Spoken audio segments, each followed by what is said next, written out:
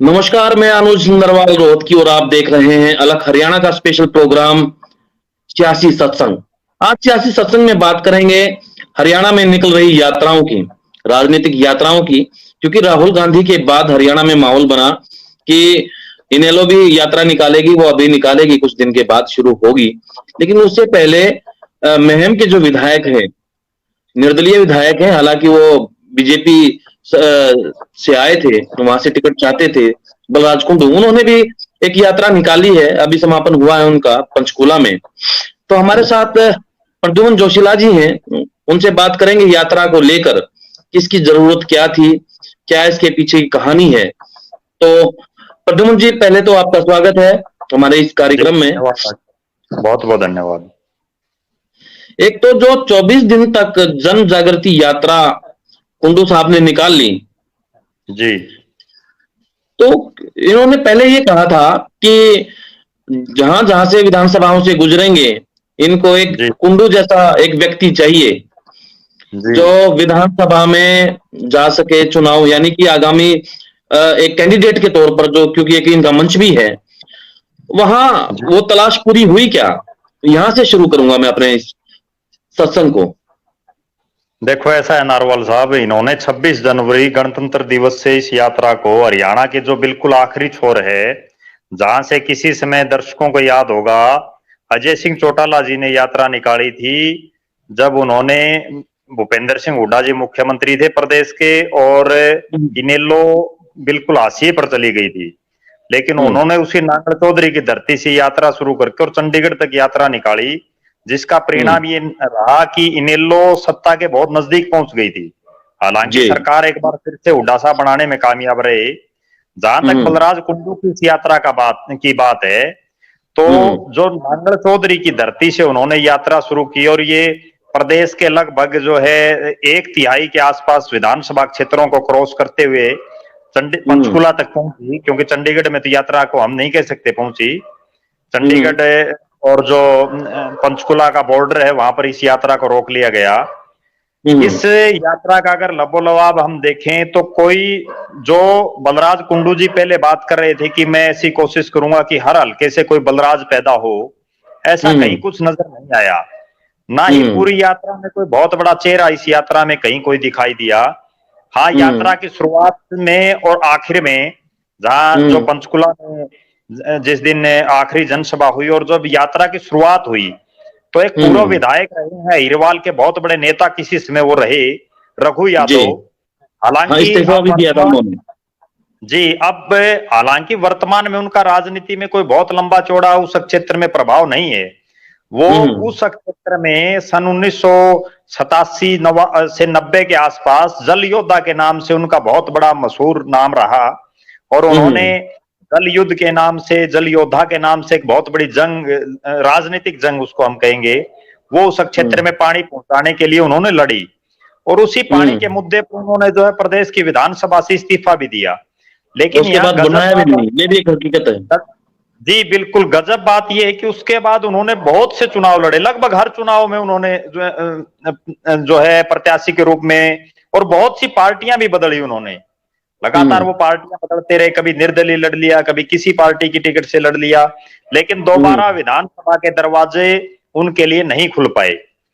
और आज अभी अभी मैं दर्शकों को बताना चाहूंगा, कुछ ही दिन पहले उन्होंने इस यहाँ अपने रेवाड़ी में अपने बेटे को राजनीतिक रूप से लॉन्च करने के लिए एक कार्यक्रम का आयोजन भी किया था कि वो राजनीतिक रूप से जिंदा हो जाएं। लेकिन अब अहिरवाड़ में ऐसा लग रहा है कि अब उनका कोई बहुत लंबा चौड़ा वजूद उस क्षेत्र में नहीं बचा है। सिर्फ एक रघु यादव को हम कह सकते हैं, जो एक एक्स एमएलए के तौर पर इस यात्रा में शामिल हुए। इसके अलावा अगर इस यात्रा में हम बात करें, एक सामाजिक कार्यकर्ता के रूप में जो श्वेता ढुल है, जो राहुल गांधी जी की यात्रा में भी वो शामिल रही थी, तो वो जो है एक दो जगह पर शामिल हुई हैं। और इसके अलावा एक उचाना विधानसभा क्षेत्र में जिला परिषद का उन्होंने चुनाव लड़ा था, बहुत कम वोटों से हार गए थे, अनुराग खटकड़, वो, उनको हम कह सकते हैं कि एक वो शामिल हुए। इसके अलावा कोई बहुत बड़ा चेहरा उनकी यात्रा में नहीं रहा। एक किसान नेत्री जरूर जो है एक रिमन नैन ने, एनजीओ मतलब एक सामाजिक से चेहरों में जो एक नए यूथ हैं या एनजीओ से जुड़े हुए लोग हैं, वो मुझे लगता है कि उसके साथ जुड़े वो दिखाई दिए कहीं कहीं। वो भी बहुत कम। जो राजनीतिक चेहरा अगर हम देखें तो कोई ऐसा राजनीतिक चेहरा उनके साथ नहीं था जिसकी अपने खुद के हल्के में भी एक बहुत लंबी चौड़ी कोई पकड़ हो। एमएलए के कैंडिडेट बहुत बड़ी बात है, लेकिन कोई बहुत बड़ा चेहरा पूरी यात्रा के दौरान कहीं नजर नहीं आया। यहां तक कि हमें उम्मीद ये थी कि समापन पर या जिस दिन यात्रा की शुरुआत थी उस दिन जरूर कोई ना कोई बड़े चेहरे उसमें शामिल होंगे, लेकिन कोई भी बड़ा चेहरा वहां कहीं कोई नजर नहीं आया। तो मुद्दों की अगर बात करें, मुद्दे शुरू से लेके आखिर तक जो मुद्दे नजर आए, चाहे वो पुरानी पेंशन का हो या भ्रष्टाचार के हो, आरोप लगाते रहे वो, और लास्ट में जो भी ज्ञापन सौंपा उसमें भी वही मुद्दे थे। मुझे लगता है कि कांग्रेस के पास भी कांग्रेस भी उसी पे बात कर रही है, उस पे आम आदमी पार्टी भी, नेलो भी, और ये विधायक हैं ये भी कर रहे हैं। तो आपको नहीं लगता कि जो मुद्दे हैं उधार के थे, कुछ अलग से नहीं दे पाए वो बलराज कुंडू अपने इस यात्रा के दौरान? देखो डॉक्टर साहब, जिस दिन राहुल गांधी ने यात्रा शुरू की उस दिन के बाद जब वो यात्रा हरियाणा प्रदेश में आई, तब से बहुत से नेताओं के दिल और दिमाग में ये कुलबुलाहट सी हो गई कि हम भी यात्रा निकालें। क्योंकि निश्चित रूप से राहुल गांधी ने जिस लेवल पर उन्होंने यात्रा निकाली, क्योंकि कांग्रेस बेशक आज सत्ता में नहीं है लेकिन उसका संगठन बहुत से स्टेटों में बहुत बढ़िया काम कर रहा है। हालांकि हरियाणा में कई सालों से संगठन नहीं बन पाया, लेकिन एक फॉलोअर्स हैं उनके, अब भी है, इसमें कोई दो राय नहीं, पुरानी पार्टी है, फॉलोअर्स भी हैं, वोटर भी हैं, सपोर्टर भी हैं। तो उनका एक बहुत लंबा चौड़ा खुद का जो उनको बेनिफिट लगता हुआ दिखाई दिया, क्योंकि उसका परिणाम तो हालांकि जब लोकसभा चुनाव होंगे तब पता चलेगा, लेकिन निश्चित रूप से राहुल गांधी को उस यात्रा से बहुत बड़ा फायदा हुआ। और उसी का फायदा बहुत से हरियाणा प्रदेश के नेताओं के दिमाग में ये चीज आई कि हम भी उठाएं, और ये पूरी तरह से कॉपी पेस्ट की राजनीति चली। जिस तरह से राहुल गांधी ने भी हर रोज 20-30 से 25 किलोमीटर पैदल चलाए, और उसी तरह से उसके बाद इंडियन नेशनल लोकदल के नेता और जो एलनाबाद के विधायक हैं बेसिंग चौटाला, उन्होंने भी घोषित कर दी कि वो भी पदयात्रा निकालेंगे। उसके बाद एकाएक बलराज कुंडू जो महम के विधायक और जन सेवक मंच उन्होंने बना रखा है, उसके वो संयोजक हैं, उन्होंने भी यात्रा की घोषणा बिल्कुल एकाएक की।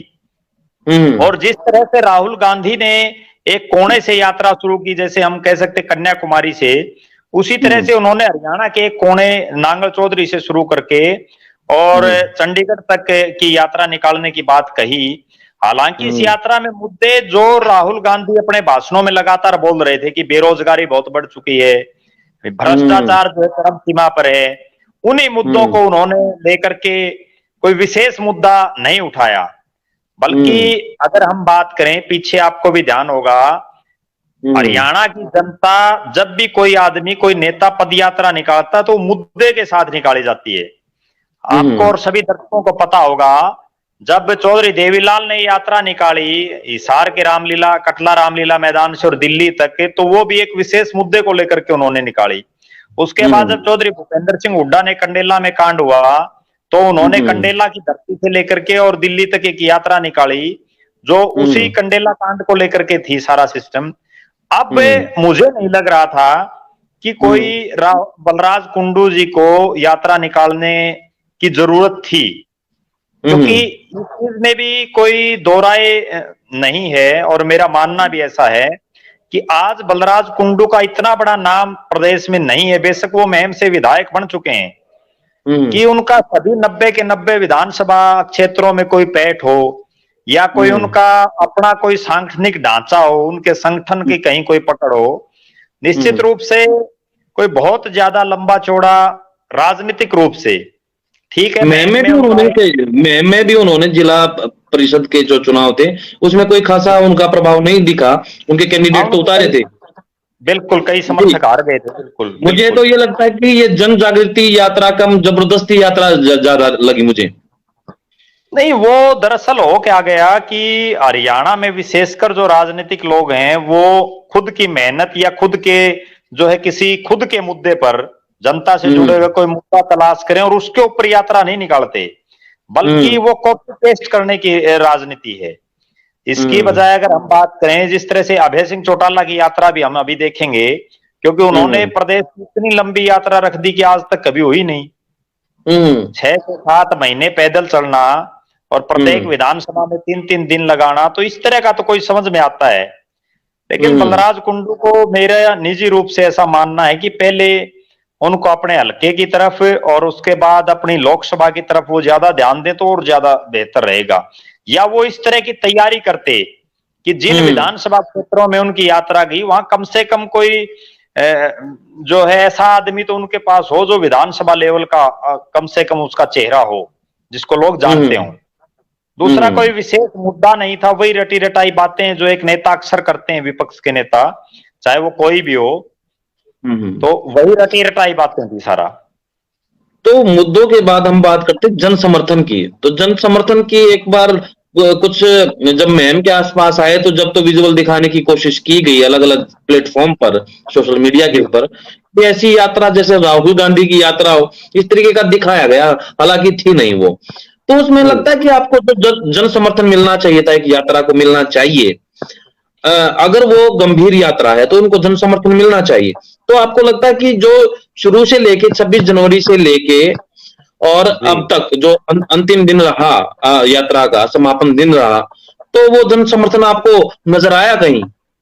देखो, किसी भी नेता को या किसी भी राजनीतिक दल को जन समर्थन तभी मिलता है या तो उसका कोई मुद्दा इतना लोगों को कचोटता हो, लोगों की बिल्कुल, जिसको हम ये कह सकते हैं कि जो नस है उस तक वो पहुंचता हो।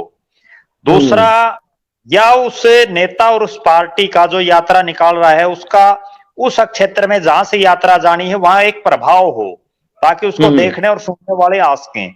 या मैं एक विशेष बात आपको बताऊं, एक तो मुहिम में उनकी यात्रा का एक प्रभाव रहा, उसके अलावा कुछ जो कुंडू गोत है इनका, कुंडू गोत्र के जो गांव थे, जैसे कलायत विधानसभा क्षेत्र में कैलरम और तितरम गांव है, बड़े कुंडुओं के गांव हैं दो, उन गांव में उसका एक प्रभाव दिखाई दिया। या जो कलायत विधानसभा में पड़ते हैं ये। या दूसरा उकलाना विधानसभा में एक पाबड़ा कुंडू पंचग्रामी बोलते हैं उसको, जिसमें 5 गांव आते हैं, पाबड़ा, फरीदपुर, कंडोल और आपका जो है किनाड़ा और खैरी, ये 5 गांव हैं। 5 गांव को जो है कुंडू पंचग्रामी बोलते हैं। उसमें उनका पाबड़ा में नाइट स्टे था, वहां एक प्रोग्राम था।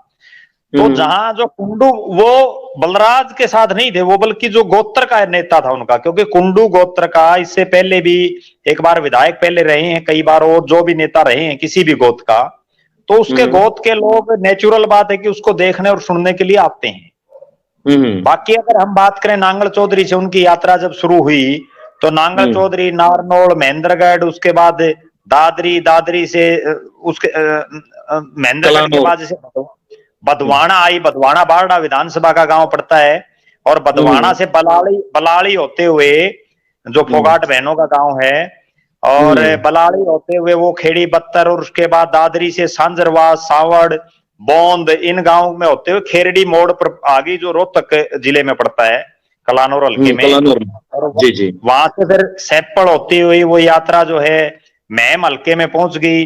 तो वहां महम में उनका ठीक एक प्रभाव, क्योंकि वो वहां के विधायक हैं, तो नेचुरल बात है विधायक का अपने क्षेत्र में जनाधार होता है। लेकिन उसके बाद जब उनकी यात्रा वहां से होते हुए जुलाना, खांडा खेड़ी, जो नारनौंद विधानसभा का गांव है, और वहां से होती हुए पालड़ी, डाटा, गुराना, मसूदपुर, ये सब नारनौंद के गांव हैं, और यहाँ से वो फिर यात्रा जो है पाबड़ा और सूर्यवाड़ा चौक, ये उकलाना के गांव आ गए। उसके बाद धनौदा। कहने का मतलब ये है कि जैसे जैसे पंचकुला की तरफ गई तो वो जो महम वाला था सर वो कम होता गया। देखो, महम वाला सर सिर्फ महम तक सीमित है। हम इस चीज को आप भी मानोगे और दर्शकों को भी मैं कहना चाहूंगा कि नांगल चौधरी जहां से यात्रा शुरू हुई वहां से और खेरड़ी मोड़ तक वो कोई, उनका कोई प्रभाव नहीं है खुद बलराज कुंडू का उस क्षेत्र में। जब ये यात्रा महम में आई तो ठीक है, महम में। और एक बात और बताऊं मैं आपको, उनके साथ जो यात्री चल रहे थे उनमें से भी अधिकतर महम के ही थे। जो लोग वहां चल रहे थे उनमें से भी ज्यादातर महम के थे।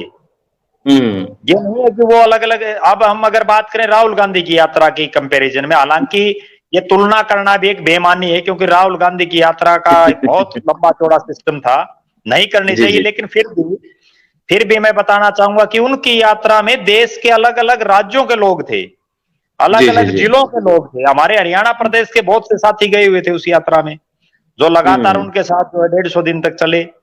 लेकिन हम्म। यहां अगर मैं बात करूं कि वे 22 के 22 जिले और 90 के 90 विधानसभा क्षेत्रों के कितने साथियों को वो गिना पाएंगे? एक सियासी गलियारों में चर्चा ये भी है कि हालांकि इस यात्रा की आवश्यकता थी नहीं, लेकिन ये किसी जी। के कहने पर, मैं बात साफ तौर पर ये कहूं कि बीजेपी के कहने पर इन्होंने करंट चेक करने के लिए ये यात्रा निकाली। इसमें आप कितना सहमत हैं आप? देखो, इस बात में तो कोई दो राय नहीं कि हरियाणा की जो राजनीति है विशेष रूप से वो जातीय दृष्टिकोण और जातीय समीकरणों के तहत ही चलती है। हम्म बलराज कुंडू जाट समुदाय से संबंध रखते हैं, जाट कास्ट है उनकी। और हम्म वो रोहतक जो भूपेंद्र सिंह हुड्डा और दीपेंद्र सिंह हुड्डा का गढ़ और गृह जिला है, वहां हम्म के महम हल्के से वो विधायक हैं। तो हम्म निश्चित रूप से ये कहा जा सकता है, और कोई बहुत बड़ी बात भी नहीं है, कि कई हम्म बार राजनीति में दूसरी पार्टियां खुद जीतने के लिए किसी अन्य आदमी को मोहरा बना करके यूज करती हैं, जिसका हम्म फायदा उन्हें मिलता है। और इसके बहुत से उदाहरण हैं। पिछली बार हम्म भी हमने देखा होगा, ज्यो ज्यो राजकुमार सैनी आगे बढ़ते रहे, ज्यो ज्यो हम्म राजकुमार सैनी अपनी बयानबाजी देते रहे, हम्म उतना ही भारतीय जनता पार्टी को फायदा होता रहा, क्योंकि जो गैर जाट वोट था वो इकट्ठा होता चला गया। तो हम्म। निश्चित रूप से कोई बहुत बड़ी बात नहीं है, क्योंकि राजनीति में सब मैनेज होता है। हमने जी जी। पिछले विधानसभा चुनाव में मैं बताऊं नारवाड़ साहब, यहां हम्म तक भी मैनेज हुआ है बहुत से हलकों में, कुछ हलकों में, कि हम्म ओपन हल्का होते हुए वहां रिजर्व कैटेगरी के आदमी को टिकट दिया गया, किसी एक विशेष नेता को जिताने के लिए किसी दूसरी पार्टी द्वारा। हम्म। तो राजनीति में सब संभव है। लेकिन बलराज कुंडू के बारे में देखें, अगर इनका जो पिछले निर्णयों की बात करें, चाहे वो सोनीपत के मेयर चुनाव की बात हो, वहां भूपेंद्र सिंह हुड्डा के कैंडिडेट थे, वहां पर उन्होंने अपना खड़ा कर दिया। चाहे जी। बड़ौदा उपचुनाव की बात हो, वहां पे उन्होंने पूरी कोशिश की कि उनका कैंडिडेट आ जाए उनके बैनर के नीचे, लेकिन वो बात बनी नहीं।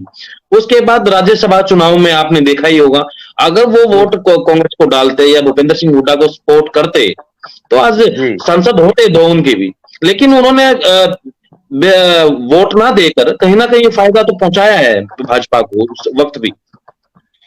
देखो, बलराज कुंडू खुद एक बिजनेसमैन है और बड़े बिजनेसमैन है। हम्म और मेरा ऐसा मानना है कि अधिकतर बिजनेसमैन हमेशा सत्ता के साथ होते हैं, वो हम्म चाहे डायरेक्ट हो या इनडायरेक्ट हो। कुछ हम्म पर्दे के पीछे होते हैं और कुछ पर्दे के सामने होते हैं, क्योंकि व्यापारी कभी सरकार के खिलाफ जाने की हिम्मत बहुत कम जुटा पाता है। हम्म और आज तक के जितने राजनीतिक फैसले बलराज कुंडू के रहे हैं, उनमें हम्म लगभग लगभग ऐसी बू आ रही है कि वो भारतीय जनता पार्टी को कहीं ना कहीं जो है प्लस करने के लिए काम कर रहे हैं। उसके हम्म उदाहरण जैसे आपने बताया, अगर हम्म राज्यसभा चुनाव में बलराज कुंडू अनुपस्थित ना होकर के कांग्रेस को वोट करते, क्योंकि उन्होंने हम्म सरकार से समर्थन अपना वापस ले रखा था, अगर वो हम्म विपक्ष को समर्थन करते, हम्म कांग्रेस का जो कैंडिडेट था वो विपक्ष का कैंडिडेट था, तो निश्चित हम्म रूप से कांग्रेस के दो राज्यसभा में सदस्य होते और भारतीय हम्म जनता पार्टी की ताकत कम होती। लेकिन हम्म उन्होंने ऐसा ना करके, बल्कि अनुपस्थित रह करके भारतीय जनता पार्टी को एक वॉकआउट देने का काम किया। और भारतीय हम्म जनता पार्टी को उसका सीधा फायदा ये मिला कि उनके समर्थित जो प्रत्याशी था वो जीत गया, कांग्रेस को हार हम्म नसीब हुई। इसके हम्म अलावा भी अगर हम बात करें, चाहे वो आपने जैसा बता बड़ौदा उपचुनाव में अगर बलराज कुंडू जिस ढंग से काम कर रहे थे वहां, अगर हम्म कपूर नारवाल भूपेंद्र सिंह हुड्डा के कहने से नहीं बैठते, तो हम्म निश्चित रूप से वहां भालू का भी जो है हो सकता है चुनाव हार जाते, क्योंकि हम्म दोनों ही नारवाल गोद से थे और कपूर नारवाल एक बहुत बड़ा नाम था। इसी हम्म तरह से अन्य जो कोई भी चुनाव हो, चाहे वो सोनीपत के मेयर का हो, लगभग उनका ऐसा लग रहा है कि वो भूपेंद्र सिंह हुड्डा को कमजोर करने के लिए, मैं हम्म ये नहीं कहूंगा कि कांग्रेस को कमजोर करने के लिए, क्योंकि उस हम्म क्षेत्र में कांग्रेस भूपेंद्र सिंह हुड्डा है, इसके अलावा कुछ नहीं है वहां। तो भूपेंद्र सिंह हुड्डा और दीपेंद्र सिंह हुड्डा को कमजोर करने के लिए वो ऐसा कर रहे हैं। और जी। उनको भी ये चीज दिखाई दे रही है कि अगर इस क्षेत्र में भूपेंद्र सिंह हुड्डा हावी रहे तो महम से अगली बार जीतना उनके लिए मुश्किल हो जाएगा। इसीलिए वो इस प्रयास में हैं, क्योंकि जनता उस टाइम पे ये नहीं देखती कि महम से टिकट किसको मिली हुई, वो बल्कि भूपेंद्र सिंह हुड्डा और दीपेंद्र सिंह हुड्डा का चेहरा देखती हैं। जी जी जी। तो सबसे मतलब जी जी, इससे पहले नारवाल साहब एक बात और बताना चाहूं मैं दर्शकों को कि बलराज कुंडू की जो पृष्ठभूमि राजनीतिक है वो भी भारतीय जनता पार्टी की रही है। वो भारतीय जनता पार्टी से वहां से टिकट मांग रहे थे पिछली दोनों योजनाओं से, लेकिन वो टिकट शमशेर खरकड़ा को मिल गई, जिस वजह से उनको निर्दलीय चुनावी मैदान में उतरना पड़ा। उसके बाद भी जब बन गए तो समीकरण ऐसे थे, वो चाह रहे थे कि मंत्रिमंडल में भी जगह मिल जाए, लेकिन स्थिति नहीं बनी। वो चाह रहे थे कि होम मिनिस्टर का पद मिले। एक बार तो ये चर्चाएं वो खुद ही मतलब उस वक्त हो रही थी, लेकिन उसके बाद नहीं बने हालात, वो अलग बात थी। लेकिन यात्रा पर लौटते हैं। जी जी, बीच में एक बात मैं आपकी रोकना चाहूंगा नारवाल साहब, इसमें मुझे ऐसा लग रहा है कि बलराज कुंडू राजनीतिक रूप से जो एक तरह से ये कहते हैं ना बहुत ज्यादा महत्वाकांक्षी कोई आदमी होता है, उस तरह की महत्वाकांक्षा उनकी है। कल की जो अभी यात्रा के समापन, जो शिवरात्रि महाशिवरात्रि को जो यात्रा के समापन पर भी वहां जो रागनी गा रहे थे, उसमें भी उनको भावी सीएम प्रोजेक्ट किया जा रहा था कि हरियाणा की जनता आपको मुख्यमंत्री देखना चाहती है। और जहां तक मंत्री ना बनने का सवाल है, वो ये था कि निर्दलीय जो विधायक थे उनमें से एक ही जाट नेता को मंत्री बनाया जाना था, और वो चौधरी रणजीत सिंह, क्योंकि उनका बहुत बड़ा नाम है। बलराज कुंडू पहली बार चुनाव जीते हैं और चौधरी रणजीत सिंह को पूर्व मुख्यमंत्रियों के कैबिनेट में मंत्री रह चुके हैं और चौधरी देवीलाल के बेटे हैं। तो जब उनको मंत्रालय मिल गया तो निश्चित रूप से बलराज कुंडू की वहां बारी आनी बड़ी मुश्किल थी उस दौर में। जी जी जी। तो यात्रा पर लौटते हैं, तो अंत में जो आखिरी सवाल यही बनता है, इतनी मेरे ख्याल में 14 दिन की यात्रा थी इनकी, तो उसमें 24 दिन की यात्रा में इनको मिला क्या, निकला क्या इस यात्रा में? देखो 24 दिन में और 670 किलोमीटर की यात्रा में अगर हम पूरा लबोलबाब देखें तो मुझे तो ऐसा लगता है कि राजनीतिक रूप से बलराज कुंडू को कोई फायदा होता हुआ दिखाई नहीं दे रहा। उसका कारण क्या है? एक तो उन्होंने जो मुद्दे उठाए वो कोई इतना जनता से, जो जनता के दिल को कचोटने वाले कोई मुद्दे नहीं थे। ये सिर्फ आम जो विपक्ष के नेता जो बोलते हैं सिर्फ वही मुद्दे थे। दूसरा, नांगल चौधरी से लेकर के और पंचकुला तक वो कहीं कोई ऐसा चेहरा अपने साथ नहीं दिखा पाए जिनका कम से कम उस विधानसभा क्षेत्र में कोई प्रभाव हो। तीसरा, उन्होंने जो ये यात्रा निकाली, अगर इसका भी हम पूरा रोड मैप देखें तो ये लगभग जाट बाहुल्य क्षेत्र में उन्होंने निकाली। जो जाट बाहुल्य गांव कह लीजिए या जाट बाहुल्य जो विधानसभा क्षेत्र हैं, उन्हीं क्षेत्रों में उन्होंने यात्रा निकाली। तो क्योंकि जाटों में उनसे बड़े बहुत से नेता हैं, उनकी गिनती तो बहुत जो है काफी नीचे आएगी अगर हम ओवरऑल जो है उस कैटेगरी के नेताओं की बात करें। मेरा ऐसा निजी रूप से मानना है कि अभी विधानसभा चुनाव बहुत जल्द होने वाले हैं। अगर वो प्रदेश की बजाय अपने हल्के पर ज्यादा ध्यान दें तो वो ज्यादा उचित रहेगा, क्योंकि पूरे 3.5 साल से वो लगभग विधायक हैं। 3.5 साल में उन्होंने प्रदेश में ऐसा क्या काम किया प्रदेश के अन्य हलकों में जिससे उन हलकों की जनता उनको अपना नेता माने। अगर हम बात करें नांगल चौधरी से आप चल पड़ो और पंचकुला तक जितने विधानसभा क्षेत्र हैं उसमें उन्होंने ऐसा क्या किया जिससे लोग बलराज कुंडू के साथ लगे। क्योंकि कोई आदमी तभी किसी के साथ लगता है जब उसमें कुछ ये दिखाई देता है कि इसने ये क्या कर सकता है या इसने पहले क्या किया है। वो कहीं कोई उनमें नजर नहीं आया। उनका जो भाषण भी हमने सुना वहां, उस भाषण के अंदर भी कोई वो बात नहीं थी जो जनता को बांध सके। तो मुझे तो ऐसा लग रहा है कि यात्रा में सिर्फ जो है बलराज कुंडू 24 दिन पैदल चल पड़े। उन्होंने ये जरूर दिखा दिया प्रदेश की जनता को। एक बड़ी बात मैं जरूर कहूंगा, बहुत से लोगों को ऐसा लग रहा था कि इतना मोटा पैसा जिस आदमी के पास हो, जो विधायक हो, वो 24 दिन पैदल नहीं चल सकता। लेकिन यहां उनकी दाद जरूर देनी पड़ेगी कि एसी रूम मुबारकबाद में बैठे। जी बिल्कुल, उसके लिए उनको मुबारकबाद भी और बहुत बहुत बधाई कि एक एसी रूम में जो एक बिजनेसमैन, व्यापारी और एक बहुत बड़ा नेता जो उस हल्के का विधायक है। मतलब यात्राओं का जब जिक्र हो तो बलराज कुंडू का जिक्र होना चाहिए, सीधी सी बात। बिल्कुल, उसने 24 दिन में 670 किलोमीटर वो चले, वो उनकी एक बहुत बड़ी उपलब्धि मैं मानता हूं। चलो कि वो वजन भी उनके कम हो गया होगा फिर तो। ये उससे पहले क्या था, जब राहुल गांधी ने अपनी यात्रा शुरू की तब भी देशवासियों को ऐसा लग रहा था कि राहुल कन्याकुमारी से कश्मीर तक नहीं चल पाएंगे, लेकिन वहां उन्होंने भी करके दिखाया। और अब बलराज कुंडू ने भी तो करके दिखाया। हालांकि उनको बहुत बड़ा जनादेश और लोगों का जन समर्थन नहीं मिल पाया कहीं भी, हम ये कहें कि कई हजारों लोगों का कहीं कुछ उनको मिला हो। और जो लास्ट में पंचकुला की जो रैली थी, उस रैली में भी लगभग महम हल्के के लोग ही बहुत ज्यादा थे, क्योंकि वो प्रदेश की बेशक पंचकुला में उन्होंने कर दी, लेकिन प्रदेश स्तरीय रैली हम उसको नहीं कह सकते। तो राज्यपाल का भी ना मिलना, राज्यपाल का भी ना मिलना तो सीधी सी बात है कि गंभीरता से नहीं लिया उनकी यात्रा को। उनको देखो, कोई भी यात्रा को सत्ता पक्ष तभी गंभीर लेता है विपक्ष के नेता की, जब या तो उसका मुद्दा बढ़िया हो या उसके साथ जन समर्थन हो। अगर यही बलराज कुंडू के साथ प्रत्येक विधानसभा क्षेत्र में कई कई हजार लोग सड़कों पर खड़े होते, जिस तरह से राहुल गांधी की यात्रा में खड़े थे, या उससे पहले मैं आपको बताऊं दर्शकों को, जब अटल बिहारी वाजपेयी जी देश के प्रधानमंत्री थे तो श्रीमती सोनिया गांधी कांग्रेस की अध्यक्षा थी, और उन्होंने एक यात्रा निकाली थी, वो पूरे देश में अलग अलग हिस्सों में गई थी। और हरियाणा प्रदेश में वो हालांकि पैदल यात्रा नहीं थी, बल्कि वो गाड़ियों के माध्यम से गई थी। उस दौरान भी रात के 11-12 बजे भी हजारों लोग सड़कों पर थे। तो जब हजारों लोगों का हुजूम सड़कों पर होता है तो सत्ता पक्ष को सोचने पर मजबूर हो जाना पड़ता है। यहां सत्ता पक्ष को भी ये पता था कि ये सिर्फ एक विधानसभा क्षेत्र के नेता की ही भीड़ है। बलराज कुंडू का अगर हम एक बात और मैं बताऊं, जो महम के आसपास के हलके हैं उनमें भी कोई बहुत लंबा चौड़ा प्रभाव नहीं है।